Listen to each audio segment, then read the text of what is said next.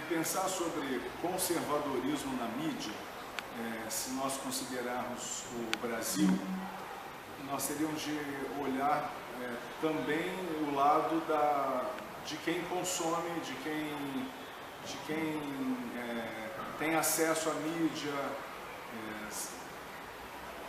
Então eu tenho de pensar na mídia e quem produz material para a imprensa, material para televisão, material para revistas, etc. Mas eu tenho de pensar também em quem consome esse material. Então, quem é o espectador de um programa de televisão, quem é o leitor de uma revista, quem é o leitor de jornal. Considerando os dois aspectos, os dois lados, de quem produz e de quem consome, pensando desse ponto de vista do que se consome em termos de notícias, de informações, eu entendo que no Brasil, uma vez que nós temos uma sociedade que apresenta ideias conservadoras, embora essa postura conservadora da sociedade esteja mudando aos poucos, mas as mudanças nunca são rápidas nesse sentido, quando eu penso em valores, por exemplo. Então, nesse caso, eu posso pensar que o Brasil ele tem uma mídia conservadora, porque ele busca produzir para um público que também mantém um comportamento conservador. Então, uma espécie de contrato não explícito de que eu produzo alguma coisa como mídia que será consumido, que será aceito pelo espectador, pelo público, pelo meu auditório. Então eu penso a princípio que a mídia do Brasil é conservadora, sim. Tá? É conservadora nesse sentido dos valores, é conservadora também do ponto de vista ideológico, das mudanças na política, das mudanças sociais também. Então, também mídia conservadora. Tem, a meu ver, surgido ultimamente, quando eu penso em algumas emissoras de televisão, certas novelas que têm apresentado uma proposta de discussão que mostra uma certa abertura, quando, por exemplo, se discute a relação homossexual numa novela de televisão. E mostra-se, por exemplo, um beijo homossexual. Né? Nesse sentido, eu vejo assim, uma tentativa da mídia televisiva de lidar com algo que, embora aceito do ponto de vista legal, mas ainda que encontra resistência na sociedade de modo geral. O conservadorismo na mídia é mostrado de forma escancarada na internet. As páginas que tendem a ter um viés mais conservador aumentam a cada dia, e as mais famosas, como a TV Revolta, ganham seguidores. Nessa página, em destaque, podemos ver a venda de adesivos Fora Dilma e Leve o PT Junto, que é anunciada em forma de campanha que ajuda a manter o site. Um dos símbolos do conservadorismo, Raquel Sherazade, possui páginas de admiradores que destacam seu trabalho. Em uma de suas páginas, Raquel Sherazade Opinião, é possível encontrar uma foto em que Raquel foi homenageada pelos policiais federais. Ela havia recebido na ocasião flores e uma placa dourada de agradecimento por suas opiniões em defesa da segurança pública brasileira. A página Admiradores de Raquel Sherazade, que possui mais de 500 mil seguidores, é diversa em seu conteúdo. Vai desde a crítica ao Partido dos Trabalhadores até louvores ao Senhor e pregações da Igreja Evangélica, da qual a jornalista faz parte. Segundo as notícias, Raquel Sherazade está preparando um livro em que trata dos males do país sob o ponto de vista cristão. Esse conservadorismo tem sido cada vez mais evidenciado, já que a internet facilita essa disseminação de opiniões que instantaneamente ganham grande visibilidade. Além da televisão e da internet, a mídia impressa de grande circulação também dá destaque aos conservadores. O jornalista Reinaldo Azevedo, que escreve em blog na revista Veja e atua como colunista da Folha de São Paulo, é exemplo do conservadorismo que possui grande visibilidade nacional. O filósofo e escritor Luiz Felipe Pondé também é considerado de matriz conservadora.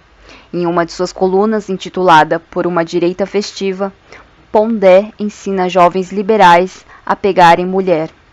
Outro exemplo conservador é Olavo de Carvalho, filósofo e autor de O Mínimo que Você Precisa Saber para Não Ser um Idiota. Ele se declara abertamente de direita. Em uma de suas declarações, disse que o marxismo não surgiu de um estudo científico. Ele ainda afirmou que Marx havia retirado as informações de sua obra a partir de teorias reformistas, já pré-existentes. Esses autores e filósofos conservadores ganham grande repercussão, já que as redes sociais alavancam esse tipo de propagação. Não só estudiosos e profissionais da mídia são evidenciados pelas redes, mas pessoas que normalmente ficariam anônimas sem a força dos compartilhamentos virtuais. É o caso da foto da empresária Isabela Raposeiras, dona do Coffee Lab, que no blog Terraço Paulistano manifesta que a elite branca europeia também sofre preconceito. Ela disse que trabalhou enlouquecidamente e honestamente e que paga todos os impostos e salários. Ela também disse que tem orgulho da sua pele branca. Notícias que envolvem elite acenam também com o conservadorismo. A Copa do Mundo, como qualquer outro grande evento, traz notícias peculiares e personagens típicos. Em reportagem, a Folha de São Paulo evidenciou o termo Yellow Blocks, em referência à torcida canarinha que tem sido vista nos estádios, a maioria de elite e de pele branca. A Folha publicou também em vídeo a festa dos VIPs, que chegaram a pagar R$1.000 para assistir ao jogo do Brasil contra o México em um bar nos Jardins. Em sua festa particular, o cardápio incluía coxinha de ossobuco e dadinho de tapioca. Reclamavam dos banheiros e das filas para comprar ficha. Além disso, engrossavam o coro anti-Dilma e concordavam que ela merecia os xingamentos na estreia da Copa. Um dos presentes no bar confessou que não iria à FIFA Fan Fest, por ter medo da violência e de levar uma faca no baço. Esses são alguns dos exemplos do conservadorismo disseminado na mídia.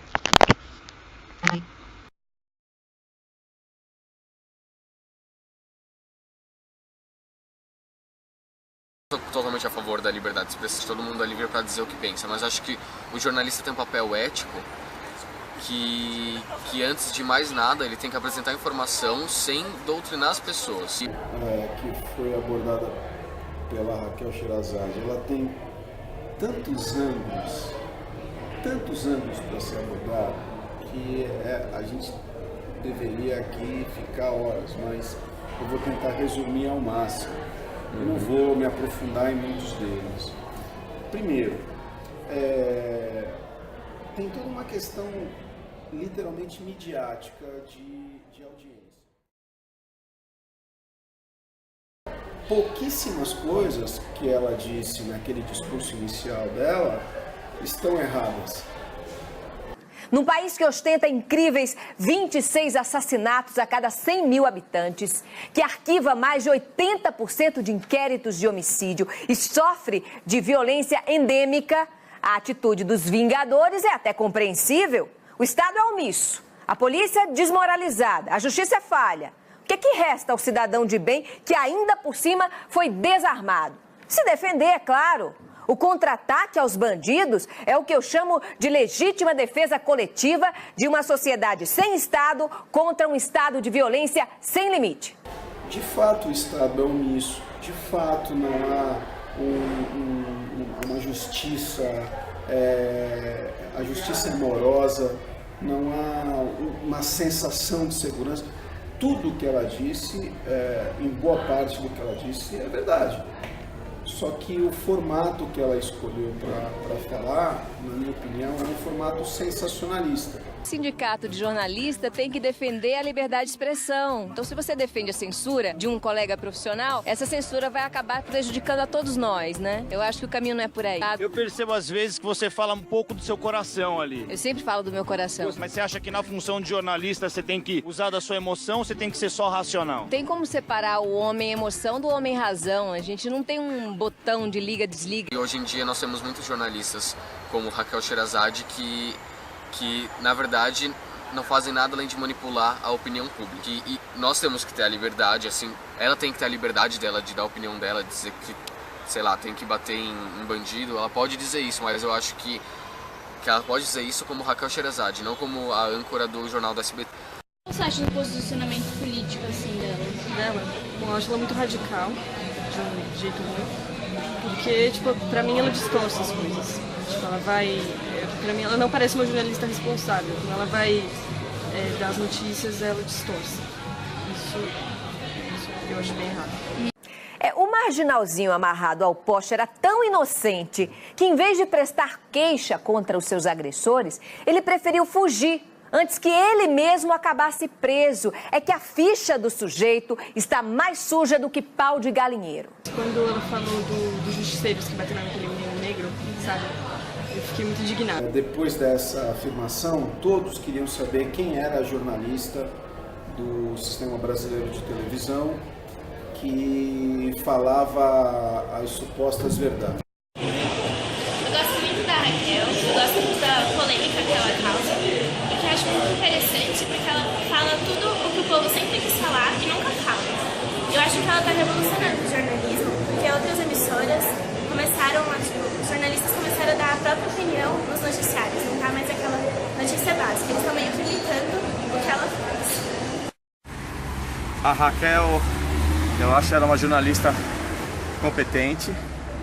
Ela iniciou a carreira dela de jornalista lá na Paraíba e ela ficou famosa lá pelas opiniões que ela dava. Opiniões polêmicas. O Silvio Santos aqui em São Paulo, o SBT contratou ela e aqui no telejornal do SBT ela continuou dando as suas opiniões. Ela parece ser uma pessoa decente, ela tem casada, tem 2 filhos e ela é uma moça cristã. Ela tem um peso muito grande na opinião pública brasileira. Ela devia limitar a influência dela no que diz respeito a assuntos tão delicados como esse, de violência com as próprias mãos, enfim. Que esse limite devia ser imposto não no campo legislativo ou enfim, devia ser imposto a partir de uma ética jornalista da qual todos os formandos na área são obrigados a respeitar. Eu acho que isso vai de cada pessoa. Acho que ela devia ter a consciência política, social de se posicionar contra uma manipulação. A gente vai encontrar vários sociólogos e um que eu gosto muito se chama Jean Baudrillard. Ele vai falar muito fortemente sobre uma ilusão vital, né? Que nós estamos numa esfera tão brutal de insolidez e de virtualidade que a gente não tem mais ideia do que é de fato real.